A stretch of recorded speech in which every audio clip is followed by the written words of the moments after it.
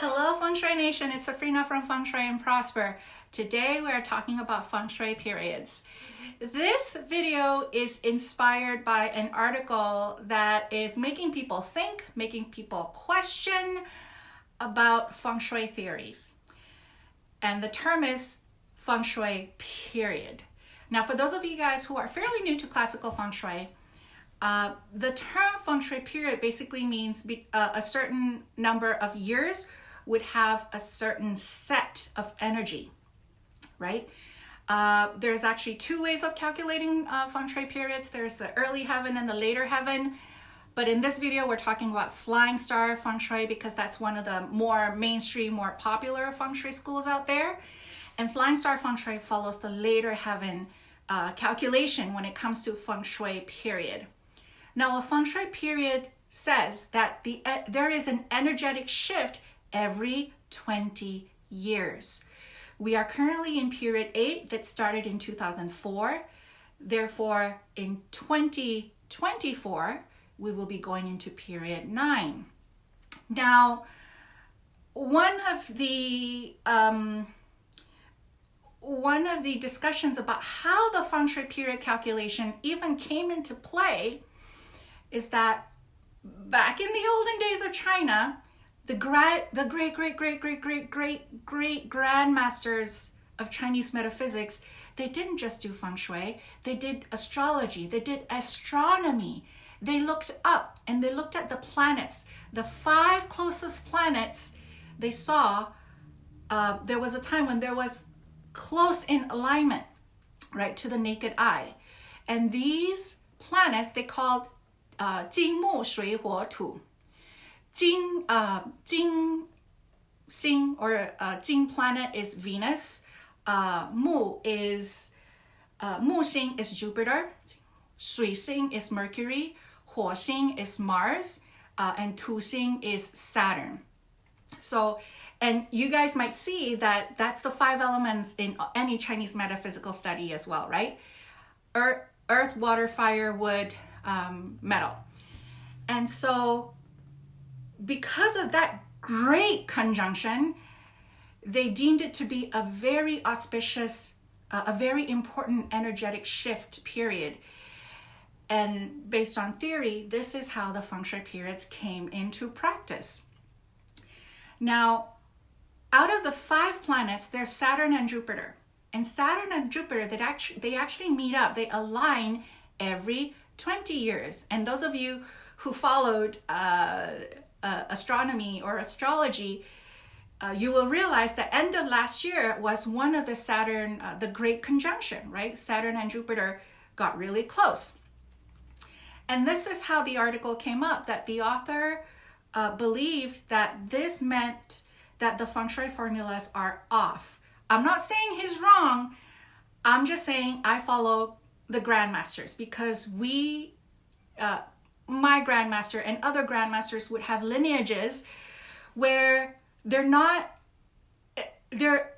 Feng Shui people or metaphysicists are very observant, okay? Whenever there's a conjunction, in this instance, if there's a planetary conjunction, they will know it, right? So the idea that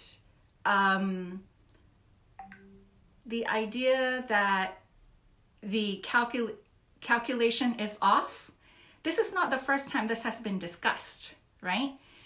Anyway, so just because the grand conjunction happened end of last year, it doesn't mean that Feng Shui 9 starts last year.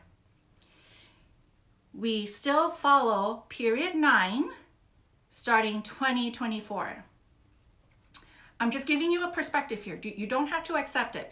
But based on one of the grandmasters' explanation, and this is the one that resonates the most with me, is that even though planetary movements, it affects our astrology, right? Especially those of you who follow Western astrology, it affects, so that's heaven energy, right?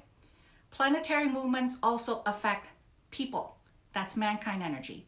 But the way planetary movements affect Earth, which is Feng Shui, the Earth energy, is much slower.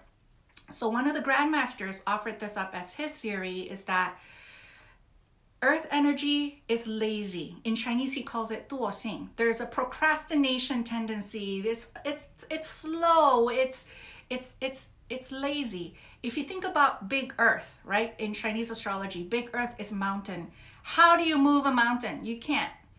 And even with the continental shift or whatever, every year it only moves 2 centimeters, right? And what is more Earth than a whole continent, right? Excuse me.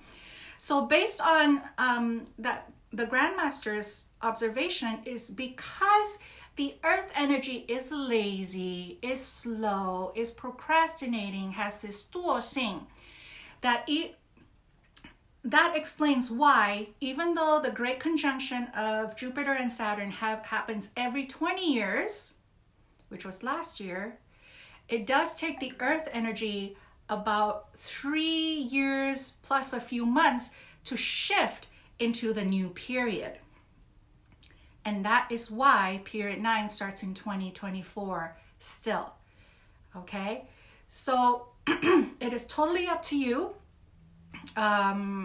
which camp you want to be in.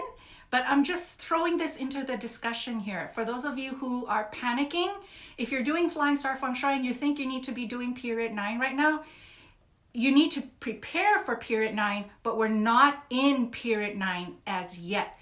This is my recommendation to you guys.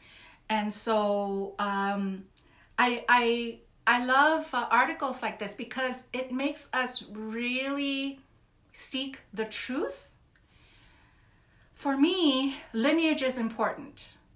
And I follow the grandmasters who also have historical data from other grandmasters. And so I can tap into that, right? And there's reverence in that. So I just wanted to do this quick video and let me know what you think. Let me know if you have further questions. I will try to answer them.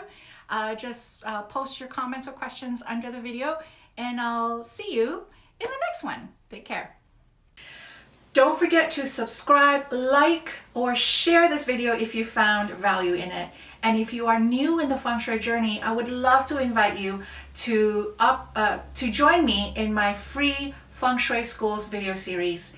I'm going to share with you the one school of Feng Shui that absolutely everyone needs to stop doing because it really isn't how Feng Shui is meant to be done. And I'll also be talking about different Feng Shui schools or Feng Shui methods that would suit other situations. The link to the video series would be popping up somewhere on the screen or under the video, and I hope to see you on the other side.